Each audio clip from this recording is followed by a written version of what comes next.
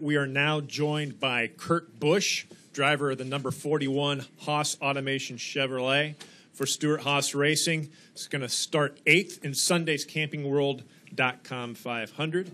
And Kurtt, it was a tremendous lap out there today in some hot conditions. Could you walk us through your qualifying effort? It was fun to get back out there and feel the car through the 3 sessions again. My whole career, there's been that one lap, you go for it, and that's all that, it's a one-and-done type event. So to get back in the sequence of knockout qualifying, that was what I think ultimately led to us being just a little bit off the top speed. And it's up to me to digest, how to go through the 3 sessions. But overall, just a pleasant day.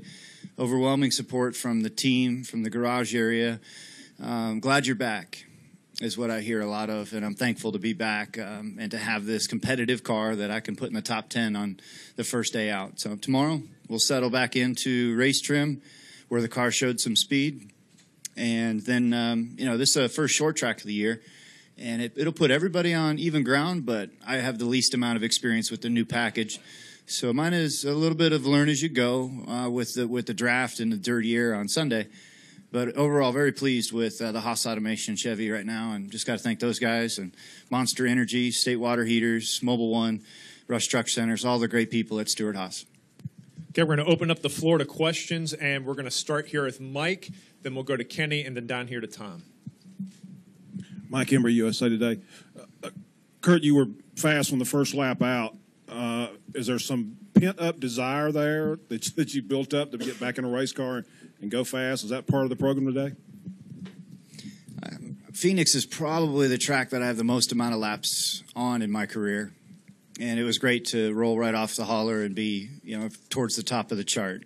And it's not me, it's the team. The team is building very competitive cars. Kevin Harvick is in one of the strongest sequences that I've ever seen in our sport. And I've got a teammate car to him. And so it's really up to me to try to keep up with him. But overall, pleased with how I was able to get back in the seat and show some speed. And now you got to work on those little things that pay dividends at the end of these races on Sunday. Okay, we're going to go to Kenny, and then down to Tom, and then up here to Lee.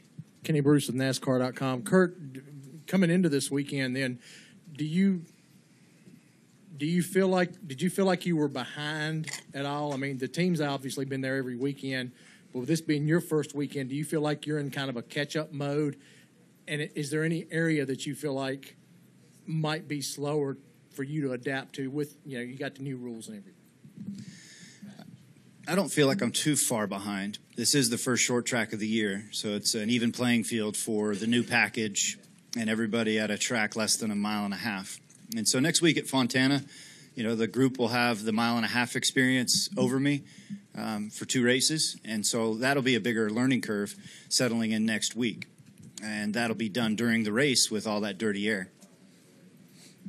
Go to Tom, and here to Lee. Hi, Kurtt. Tom Jensen, FoxSports.com. There was no winter testing, obviously, so you had no seat time even prior to Daytona. Is there any rust or any hesitation or anything getting back in the car, or do the minute you pop yourself in the seat, you feel like you're home again? It's always a little different going out there for your first lap of the year, and just getting back into the sequence will be the challenge, and to do it as quick as possible. It all felt normal today, and to be in the top 10, that's a great start. But there's all those little things that you have to apply and to learn and to feel with the car now, just because it's a different rules package. So, the testing thing is definitely different, and I think it's got a lot of people out of sequence. And so it's just a matter of time before we settle in, and then we'll have a weekend off the 1st of April. So I'm looking forward to these next 3 weeks. I had 3 weeks to sit there and watch. Now I got 3 weeks to get back on my game, have the off week, and then go attack Texas. We're going to wrap it up here with Lee. Lee Spencer, Motorsport.com. Just curious, have you talked to Kyle at all? Because, obviously you know how tough it is to be out of a race car. It's got to be driving him nuts because he can't even really get around. I saw Kyle right when he came back to Charlotte before he had his second surgery, and he seemed in good spirits. And the steps for him, what makes his tough is that there's he wants in his head to get back to the track as soon as possible, but you can't rush the healing of bones and surgeries, and so we have to keep track of him, to give him things to do and to keep his mind in a phase to where he's not trying to rush it. That we got to hopefully see him progress at the right pace and then show up back at the track and try to get the best out of 2015 that he can.